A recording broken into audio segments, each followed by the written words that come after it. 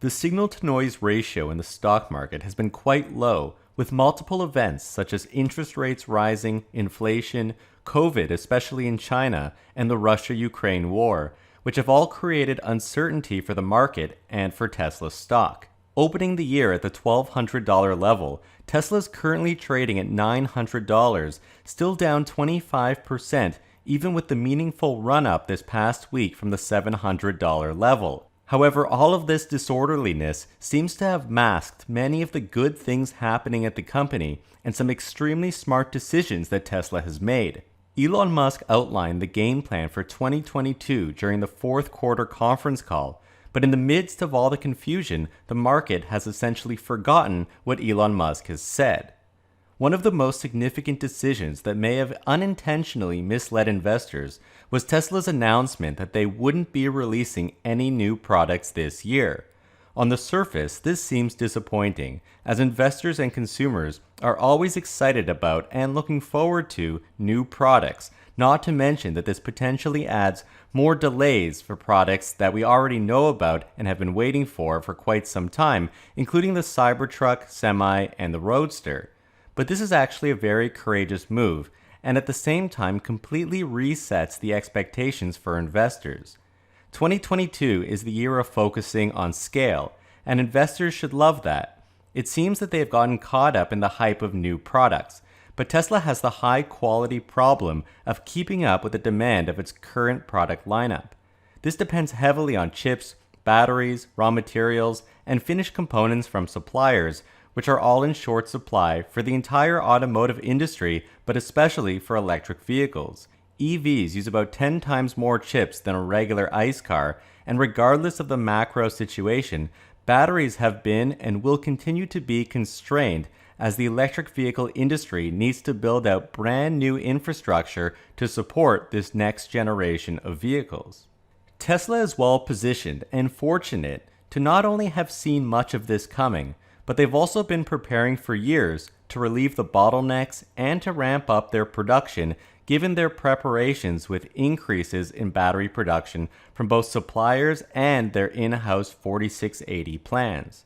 The 4680 is quite real, even though it seems like investors have been waiting so long for it that people have forgotten its benefits, but it's still on track with Tesla's battery day specs and timelines.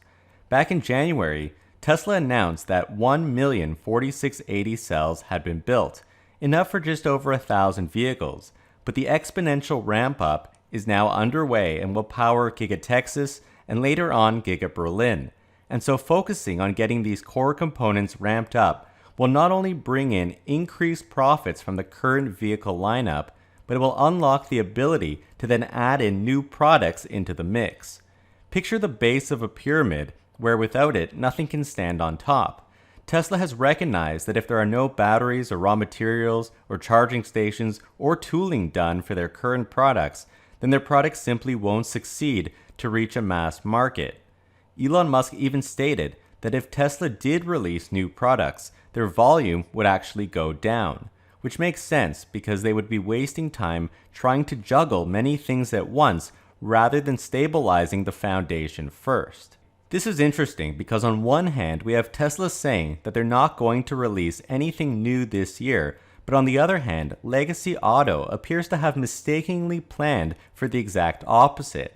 We have GM, for example, which only sold 26 electric cars last quarter, is bringing out the Hummer and the Lyriq, and they have plans for even more vehicles such as the Silverado.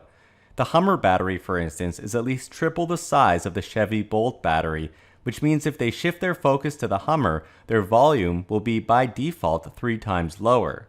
There also isn't much clarity on how the Chevy Bolt, which experienced battery fires, will ramp back up into production and where the new battery supply will come from.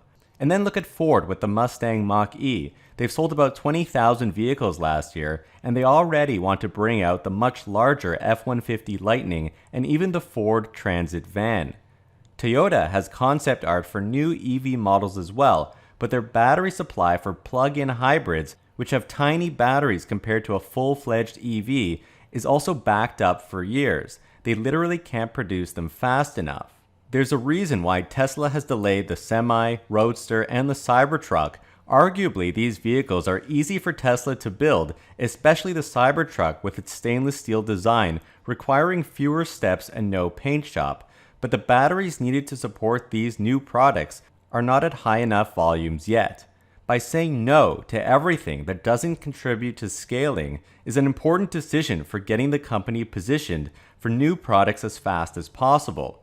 Otherwise, it will just be delayed even further. You don't start expanding your lineup when there's shortages preventing you from producing your current products. Doing so will lead to even more disappointment down the road, and so it's interesting to see all of the legacy companies falling into this trap while Tesla is taking a different path. If anything, saying that Tesla won't be releasing new products this year should counterintuitively be interpreted as they plan to release new products as fast as they can.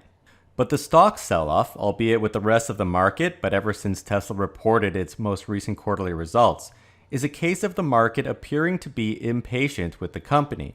And Warren Buffett has a great quote where he says, "The stock market is a device for transferring money from the impatient to the patient."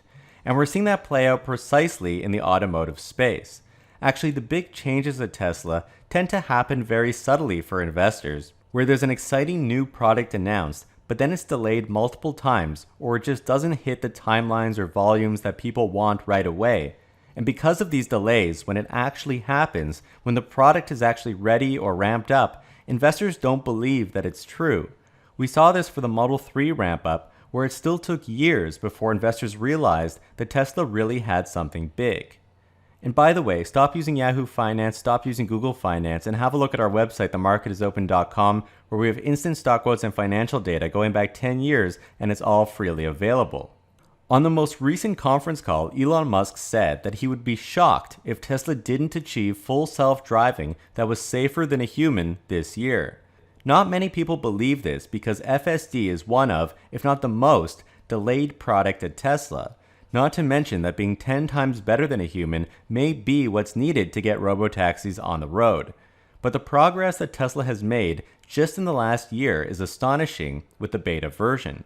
No one is factoring in the numbers into Tesla's valuation with a potential robotaxi fleet, but yet Elon Musk said on the last call that it will be nutty good. He says run the numbers on robotaxis and it's kinda nutty. Now if I recall correctly, the last major time that he used a similar phrase like this, he was talking about the Model 3 and telling investors that within a year, Tesla would be making 10,000 Model 3s per week, which would result in $1 billion a month in revenue, and would be nutty according to Elon, at a time when Tesla was much smaller. And while Tesla was late on the Model 3, and some people gave up and lost hope, now Tesla makes far more than 10,000 vehicles a week, closer to 20,000, and the numbers are in fact quite nutty, especially given that just a few years back, the company was nowhere close to where they are today. And so although for many, full self-driving seems to be 10 years out if not longer, the rate of progress has accelerated ever since the beta was launched and Tesla recruited tons of new AI specialists thanks to AI Day. And while there will still be some delays, FSD, which seems like a pipe dream, may actually be closer than anyone thinks. Especially looking at the recent footage that people are uploading, it seems that there are more zero-intervention drives than ever before. Saying that FSD requires the driver to step in every 30 seconds is no longer the case, as the rate of improvement is now exponential, yet investors are still looking at it linearly. Looking further at Tesla's 2022 roadmap, Elon Musk also seemed to have directed the company to prioritize Optimus Subprime, the codename for the Tesla bot, over the $25,000 vehicle. An affordable $25,000 Tesla is important to reach the largest segment of the auto industry. However, again, with demand outstripping supply on the higher-end Model 3 or Model Y, there's no point releasing new products until that demand can be met.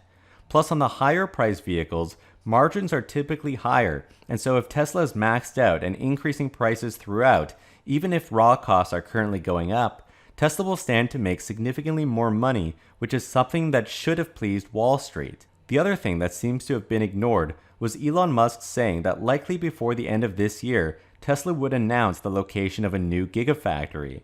That means there's something in the works, and while we're watching Gigas Berlin and Austin ramp up, Tesla is thinking ahead to their next leg higher for 2025 and beyond. Now, speaking of the future, the Tesla bot will be more significant than the vehicle business over time. This is one of the interesting things about Tesla, is that all of their markets, transportation, energy, and now labor, are some of the largest markets on the planet.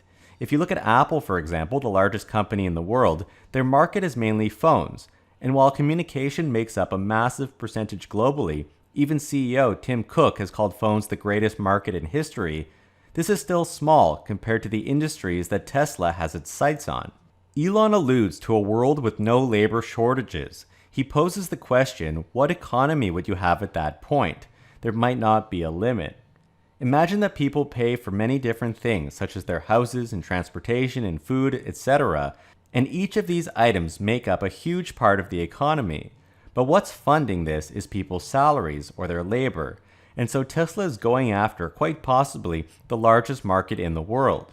Again, something that you would think would make Wall Street very happy and not dump Tesla shares, but this is still far out into the future. Tesla has stated that they are working on tooling for Optimus Subprime this year, and so they appear to be very serious about building a robot. And this isn't something like what Boston Dynamics has, since Boston Dynamics hasn't figured out how to scale and their software is predetermined to make entertaining video clips online. Tesla has all of the pieces to combine their knowledge of manufacturing, AI, and scaling in order to mass produce useful robots. And while this seems futuristic, and people and analysts are wondering why Tesla is wasting their time on this, for Tesla it's just another practical engineering problem, and when they achieve it, it will unlock massive opportunity. So do you agree with Tesla's plan to take this year to focus on building the base of the pyramid in terms of batteries and other parts of their infrastructure instead of releasing new products right now? And does it make sense for Tesla to start working on the Tesla bot today, even if it unlocks value years into the future? Be sure to watch my video on how the partnership between Tesla and the Boring Company could significantly benefit Tesla. Please hit the like button and subscribe, we would really appreciate that. And a huge shout out to all of our patrons that help to support our channel. Your support helps us to continue to make great content. Thank you guys so much for watching.